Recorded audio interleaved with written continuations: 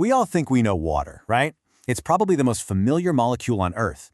But what if I told you it's not just some passive backdrop for life, but actually its active and frankly brilliant architect? The story of how this one simple molecule designs and sustains the entire living world is absolutely fascinating. So let's dive in. And that, right there, is the core idea we're going to unpack. We're shifting our thinking from water as merely the solvent of life, the liquid that things dissolve in, to seeing water as the primary force that actively organizes, folds, and stabilizes the very components of life, from our cell membranes all the way to our proteins. Okay, so how on earth does it do all this? Well, the secret, the architect's core design principle, it all comes down to one single fundamental property: polarity. And what's so amazing is how simple this design really is. It all starts with water's bent shape. You see, the oxygen atom is a bit of an electron hog. It pulls electrons closer, which gives it a slight negative charge. That, in turn, leaves the two hydrogen atoms with slight positive charges. This imbalance, this asymmetry, is what we call polarity, and it's the source of all of water's incredible architectural power. So because of this polarity, every single water molecule acts like a tiny magnet, allowing them to stick to each other. The positive hydrogen of one molecule is drawn to the negative oxygen of another, and this forms these weak but incredibly numerous connections called hydrogen bonds. This whole process creates this cohesive, liquid network that makes water stable at room temperature, which is just the perfect stage for the chemistry of life. Okay, but this whole system creates a challenge, right? Water's entire world is built on polarity. So what happens when it runs into something that doesn't play by those rules, like oils or fats? Well, this is where we get to see the architect's most ingenious solution.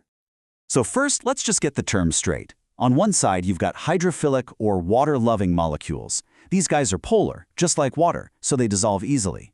On the other side, you have hydrophobic or water-fearing molecules. These are nonpolar, and they're a real problem because they disrupt water's precious hydrogen bond network. And this disruption, well, it creates a huge problem for water. To protect its network, the water molecules are forced to form these highly ordered, cage-like structures around these nonpolar intruders.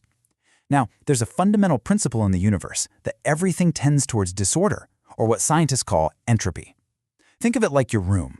It's way easier for it to get messy than to stay perfectly clean. These highly ordered cages go against that natural randomness, and that's a state the universe really doesn't like. So, here comes the brilliant part, the solution. And get this, it's not that the nonpolar molecules are actually attracted to each other. Nope, it's that water actively pushes them together. By forcing them to cluster up, water minimizes the surface area it has to build a cage around.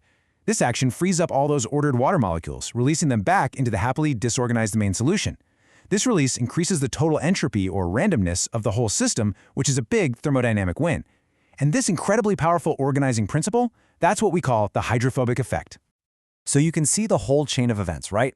Water's fundamental drive to maximize its own entropy, the hydrophobic effect, forces these nonpolar surfaces to hide from it, and that in turn is what drives the spontaneous self-assembly of large molecules into the stable, functional structures that make up all of life. Water isn't just a bystander, it's the force literally directing the entire construction. All right, now that we've got the principle down, let's go check out the magnificent masterpieces that water actually builds with it. First up, masterpiece number 1, the cell membrane. Every single cell we have is defined by this boundary. It's made of these things called lipids, which have a water-loving head and 2 water-fearing tails. The hydrophobic effect just spontaneously arranges them into this perfect bilayer, with all the tails hiding on the inside away from the water and the heads facing out. It's incredible. Water literally builds the walls for the city of life. And then there's masterpiece number 2, protein folding. Proteins start out as these long, floppy, kind of useless chains of amino acids. Some are hydrophobic, some are hydrophilic. To become the functional little machines of the cell, they have to fold into a very precise 3D shape. And what's the number one force driving this ridiculously complex process? You guessed it, it's water, pushing all the hydrophobic amino acids into the center to form a stable core. This is what locks the protein into its final, functional form.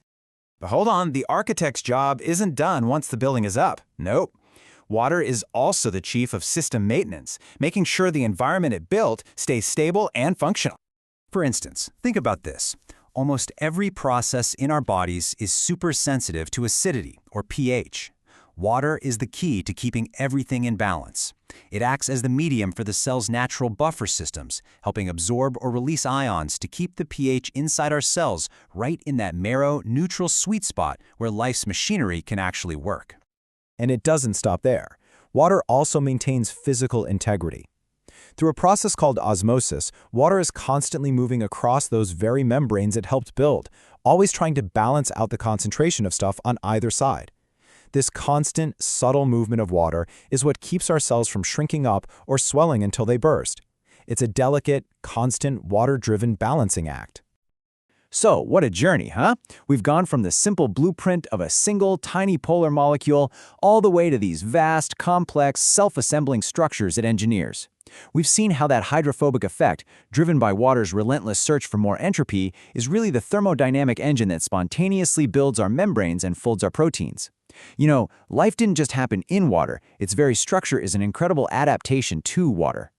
So the next time you look at a simple glass of water, remember this. You're not just looking at the stage for life. You're looking at its architect, its engineer, and its constant, silent custodian.